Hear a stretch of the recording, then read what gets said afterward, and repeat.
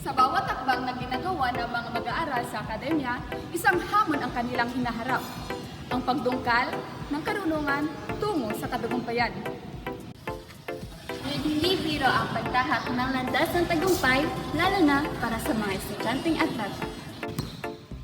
Ang pagpupunyagi ng mga estudyanteng atleta ay hindi lamang sa pagtakbo sa court, kundi pati na rin sa pagharap sa mga hamon akademiko.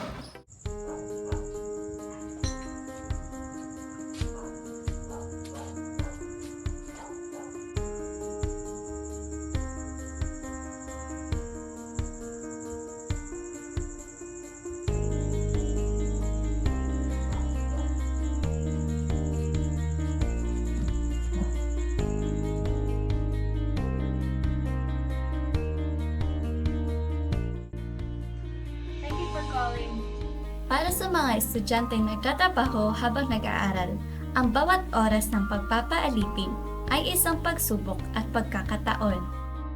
Please stay on the line while I check on your account. Ang mga estudyanteng masigasig at masipag ay nagiging haligi ng tagumpay sa akademya. Sa bawat titik na kanilang isinusulat at sa bawat pahinang kanilang binabasa, ipinapakita nila ang kanilang dedikasyon sa kanilang mga pangarap.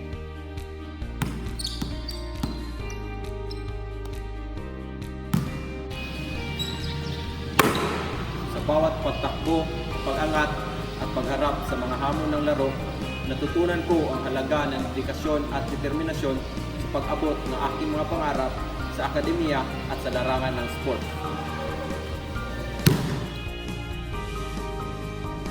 Sa bawat oras na inilaan ko sa aking trabaho at sa paaralan, natutunan ko balansehin ang pagiging estudyante at manggagawa.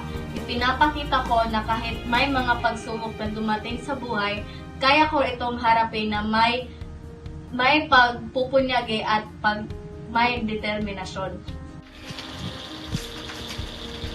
Sa bawat pahinang binubuklat at sa bawat araw na nagdaraan, ipinapakita ko ang aking dedikasyon sa pag-aaral at ang hangaring maabot ang aking mga pangarap. Sa bawat pagod at hirap, sa lahat ng mga puyat, patuloy akong lumalaban para sa aking kinabukasan at sa tagumpay sa aking akademya. Sa akademya, ang pagdungkal ng karunungan ay hindi lamang tungo sa individual na tagumpay, kundi patungo sa pag-unlad at pagbabago ng lipunan. Kaya't patuloy nating pag-ibayuhin ang ating mga pagsisikap sapagkat sa bawat hakbang natin, nararating natin ang landas tungo sa katagumpayan.